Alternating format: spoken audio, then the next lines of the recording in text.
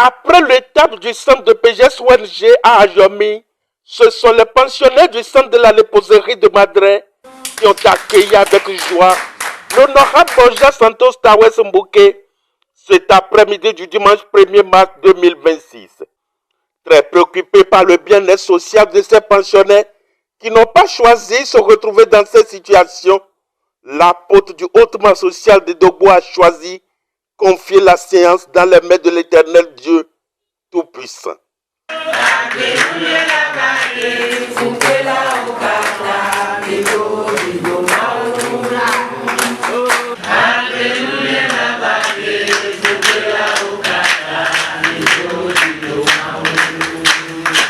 Au cœur de cette visite, Borja Santos Tawes Mbouké a décidé de ne pas trahir son agenda, un rendez-vous annuel pour donner du sourire à ses âmes sensibles. Depuis plusieurs années, on est toujours ici au centre des lépreux de Madré.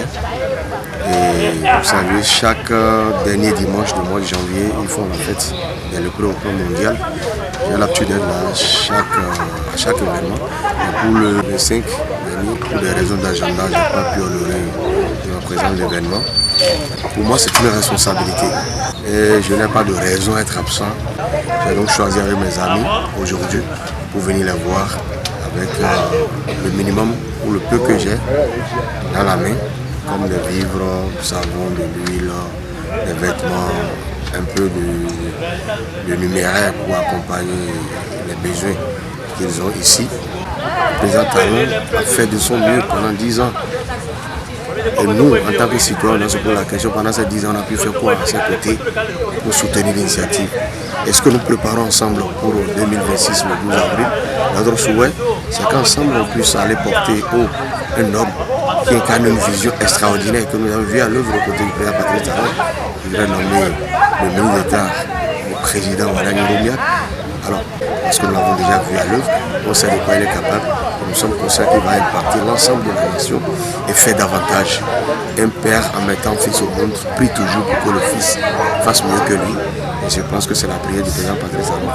C'est ça qui va pouvoir rehausser notre pays. Très comblé de joie, bénéficiaire, amis et parents apprécient à sa juste valeur l'initiative et souhaitent le meilleur aux généreux donateurs. Là où je suis actuellement, je suis en train de rendre grâce à Dieu.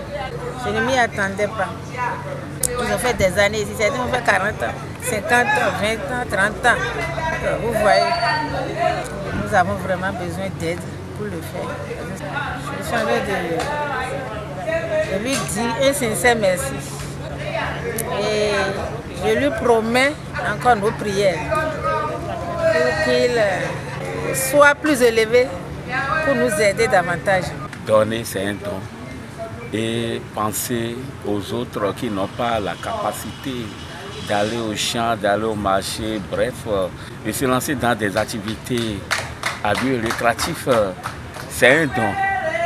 Et j'ai apprécié, je l'ai suivi depuis avant qu'il ne soit élu député, il le faisait, c'est loin de la politique, c'est simplement un don.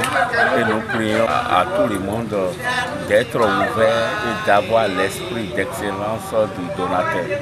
Ça paye toujours.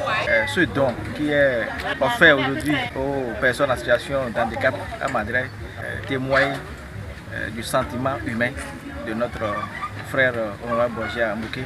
Nous allons profiter de cette occasion pour inviter toutes les personnes de bonne volonté à accompagner de telles actions pour que ces personnes elles retrouvent leur santé. Le philanthrope au paix, puisque c'est de lui qu'il s'agit, invite toutes les bonnes volontés à lui emboîter les pas. Je reste dans cette logique et je sollicite tous les amis, tous les frères, tous nos parents à comprendre que ceux qui sont ici comme des malades n'ont pas choisi d'être là.